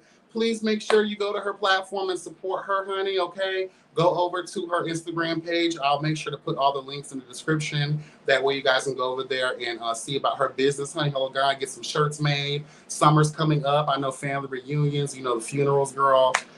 There's all kinds of shit going on where, y'all may need some shirts made. And as we've seen, you know, Graphiques by Chloe, honey, will serve truth and justice. Will give you all of your needs, all that's needed, required, and desired. Period. All right, Trey, let me go. I appreciate y'all.